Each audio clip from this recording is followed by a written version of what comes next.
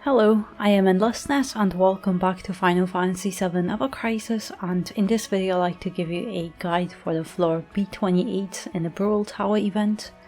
Gallonbaloir Acana is weak to fire and you will need to debuff Acana's attacks as well as buff your defenses, and you also need Triangle Sigil for his Sigil phase, but beware, during Sigil phase Acana has a counter, so every time you attack him or break sigils he will do damage to you, but I strongly recommend breaking sigils because if you fail to stagger him he will kill one of your characters. And also halfway through the battle Acana will mutate and permanently buff his attacks, but he will also become vulnerable, so that's when you will start doing a lot more damage due to his lower resistances. Since we need fire, we have multiple options by now, so Aerith, Tifa, Half Anniversary, Zack or Yuffie, or even characters without banner outfits who have quite strong fire weapons like Glenn will be very good fire DPS if you have them. Aerith with Camera and Baharut will be perfect, but if you have both weapons for her, as she'll be able to buff both defenses. However, if you lack one of those weapons, then Matt is a great alternative, or you would need a different setup. But physical and magic attack debuffs as well as physical and magic defense are crucial here for this battle, and I also recommend to squeeze in fire resistance debuff somewhere as well, ideally on a weapon for higher potency debuffs, and if not then at least a fire breach materia. I also recommend having at least 12,000 HP and at least 150 defenses, as Acana hits pretty hard. But I'm using Sephiroth, Cloud and Matt being a healer and buffer. Cloud is my DPS and Seph is a support. And I also have a lot of equipment slots empty for this battle, but you should equip your best materia and weapons that will boost your stats the most.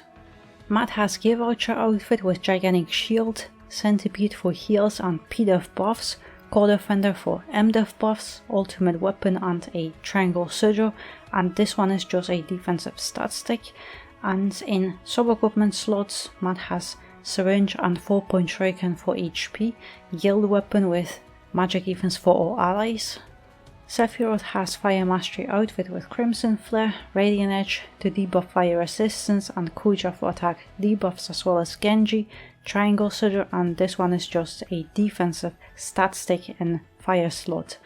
And in sub-equipment slots, Sephiroth has Shark Slayer for buff, debuff, extension and HP, Guild Weapon with physical defense for all allies, and another Guild Weapon with magic defense for all allies. Cloud has Fire Arcanum outfit with Hellfire and Sky Splitter for DPS, Glavenus for attack buff and HP, and Ultimate Buster, then a Triangle Sigil, and that's it. Cloud doesn't have any other weapons equipped.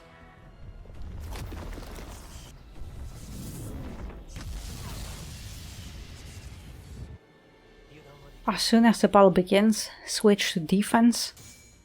At the latest when you reach 3 AB, because it's a Gallonbaloir and they love to charge or rush at the beginning of the battle, but here you want to start debuffing Gallonbaloir's attack, specifically magic attack, to high potency and also recover your HP, and then we also need to buff our magic defense. Because this electrocute, it hits very hard. Overall, Acana hits very hard with his charge attacks.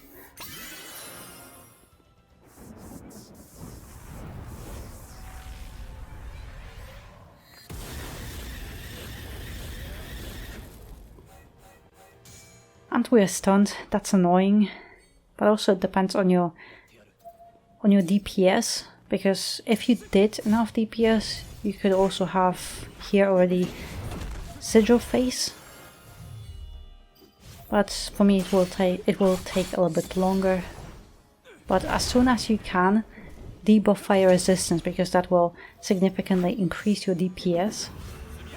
Either fire breach materia or fire debuffing weapon.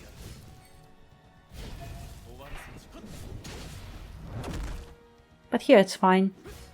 Just use a few seconds to do some DPS, but soon enough he should start charge another electrocute, I think.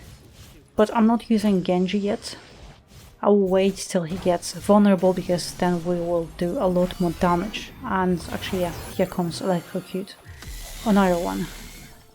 So that's the same thing. You want to debuff his magic attack and be prepared to buff your magic defense.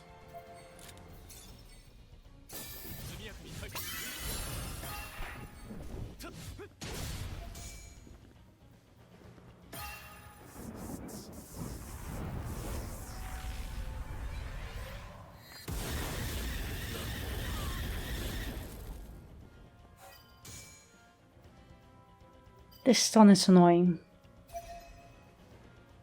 but that's fine. Oh.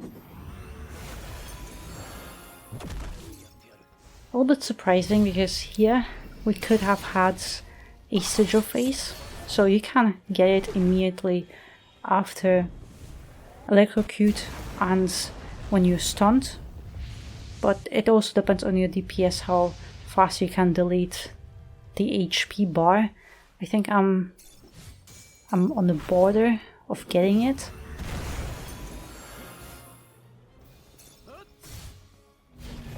Yeah, here comes the sigil phase.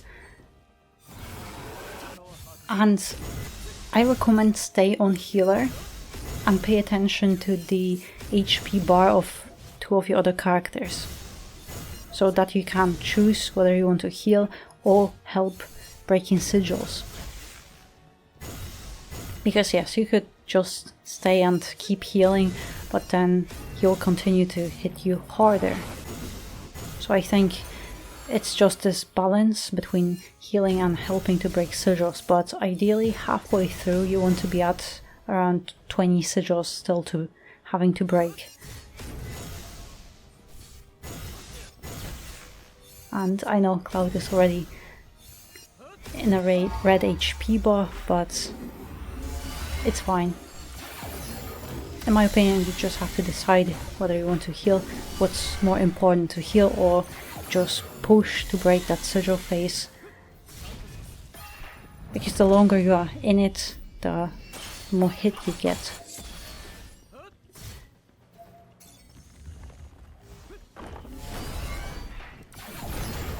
And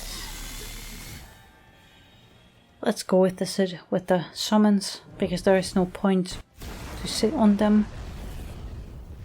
During the sigil phase, don't use summons, because he gets resistant to damage, so you'll kind of waste them. But it will still take a little bit longer to get to the phase where he will mutate and become vulnerable, so you can just use them.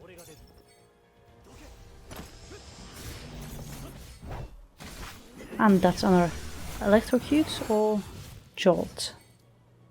Oh, it's jolt, so it's a single target attack. Surprisingly, it's Cloud, because normally I did this battle a few times, more than a few times, to test it out, to get more consistent if I can clear it for the guide, and 99% it's always Matt, because here he has highest amount of HP. But surprisingly that's Cloud, but it's fine. Just the same thing.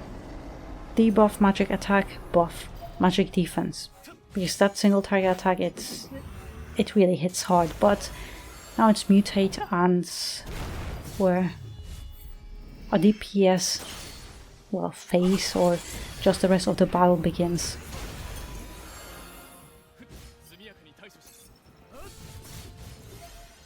And this is also where I'm going to use the first Genji, because now it doesn't matter, just can use it whenever you want to.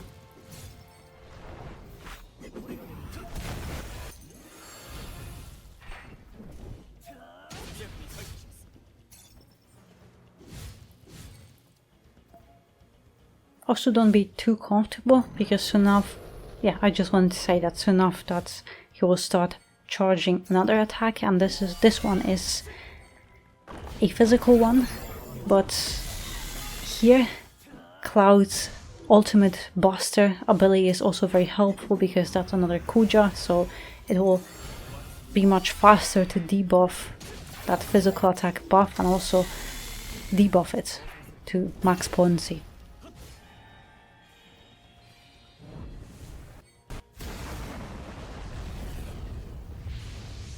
This will not kill him. It will still take a while,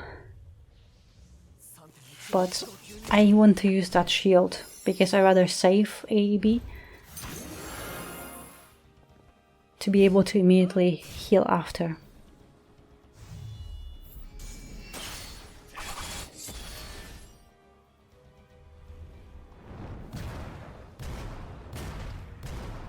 That will be close.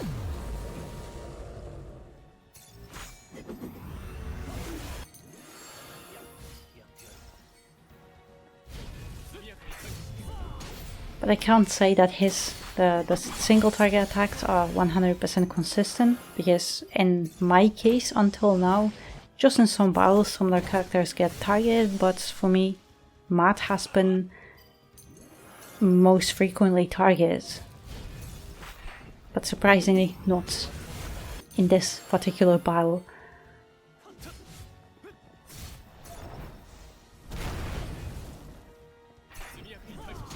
I'm not sure if I can finish him before.